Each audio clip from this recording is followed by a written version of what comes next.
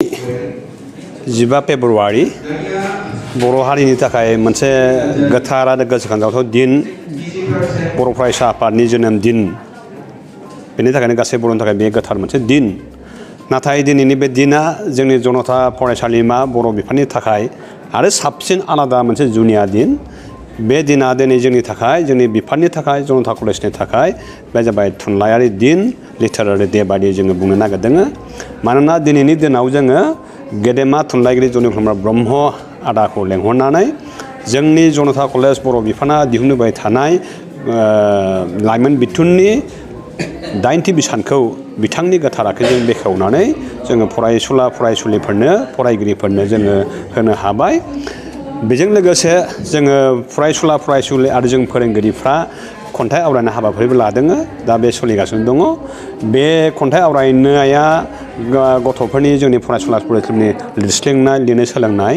बेयो जाबाय बिथांमोननो मोनसे सोरजिथाय बा क्रिएटिभिटी बिनि मोनसे थुलुंगा होनाय बेजों लोगोसे जोंहा दहाय सिगाङावहाय इन्जुर लाइसि खबामनि लु बेखौबो जों बेखेवखांबाय जोंनि उनथिंहाय जाय माबा दङ बेनो जाबाय खबामनि लु बेखौबो जों बेखेवखांबाय बेनिखायनो दिनैनि दुलाराय बर' फरायसा आफादनि गोथार जोनोम सान 15 फेब्रुवारिया जोंनि जनता कलेज बर' बिफाननिबो थुनलाइयारि दिन जोंनि बर' हारिनि गोथार दिन बेनिखायनो बेखौ जोङो गोसोखांबाय थानो जोङो अराय नाजालांगोन बा बर'मा बायदियाव उदालगुरि बायदियाव बर'नि बे पेपारफोरखौ फरायाजासे हारसानि प्रतिदिन अग्रदुत बायदिसिनाखौ फरायनो लायो बे मोनसे जाथिनि थांनानै थानायनि गाहाम लक्षण नङा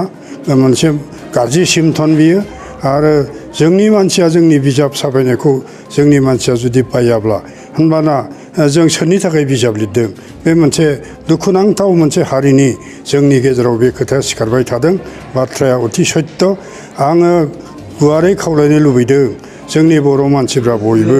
माने गावसिनि गथ' गथायफोरनि थाखाय हक बा गावनि थाखाय हक जोंनि बिजाबफोरखौ बायनानै फरायनांगौ आरो बिनिफ्राय आजिखालि दानि दिनाव माने जोंनि थुनलाइफ्रा अनेक माने गुवाराव थांगासिनो दं जारिमिननि बाथ्रा दं समाज सांस्कृति हारिमुनि बाथ्रा दङ आरो गथ' गथायफोरनि मोनसे थुलुंगानि थाखाय दानि दिनाव गथ'फोरनि जोंनि लिरगिरिफ्रा गथ'फोरनि थाखायबो गोबां बिजाब लिरबाय नाटक सल' खन्थाइ रायथाइ सल'मा बेफोरखौ जोङो गावनो फरायलायाबा जोङो बर'नि रावखौ जों बोरै फुवारनो हागोन बे जोबोर सिन्थानि खोथा होननानै आं सानो थुनलाइ सोरजिनायनि सायाव माबाफोर मेसेज होनांगौ नामा सार थुनलाइ सोरजिनायनि सायाव गोदान जोलैखौ आं बुंनो लुबैयो जोंना गोदोनि फुराना जेनाखि थुनलाइगिरिफोर बिथांमोनहा दुखुजनक जाबाय गेदेमा मानसिफ्रा जोंना लिरगिरिफ्रा थैनानै थांबाय मनरन्जन लाहारि ब्रजेन्द्र कुमार ब्रह्म धरनीधर औवारि थिग बे रोखोम हरिभुषन ब्रह्म गुनेश्वर मोसाहारि बिथांमोन बायदि गेदेमा थुनलाइगिरिफ्रा बैसो आरो बोथोरजों आरो इसोरनि इच्छाजों बिथांमोनहा जोंनिफ्राय गोमोरलांबाय दा आं बुंनो सानो बिथांमोन बायदिनो जाहाथे उन जोलैया जाहाथे गेदेमा लिरगिरि जानानै जोंनि हारिखौ फोजौलांनो नाजायो दा बेखौ जोङो थुलुंगा होनांगौ आरो आं अराय सम थुलुंगा होबोदों उन्दैफोरनि जेनाखि लिरनाय बे लिरनायफ्रा गोबां जायगानिफ्राय जा लिरो बिथांमोनहा पस्टेल जगे आंनो हरनानै नायो आङो मोजां मोनो जोंनि बे उदालगुरि बर'मा ओनसोल क'क्राझार बेफोरनि माबाफ्रा माने मा होनना बुङो उन जोलै लिरगिरिफ्रा माने मोजां लिरगिरि हिसाबै मुंदांखा जाबोनो हमबाय आरो बेखौ सानबावो आङो जे कार्बि आंलं बा तेजपुर बा कामरुप गुवाहाटि बेफोराव थानाय बर'फ्राबो दिनै मोजां बिजाब लिरनानै जोंनि गेजेराव फोसावनो हाबाय बेनि थाखाय आं धन्यबाद आरो उन जोलैया जाहाथे बिनिफ्राय साबसिन जालांबावो बेखौ आं हांख्रायनानै दोननाय जायो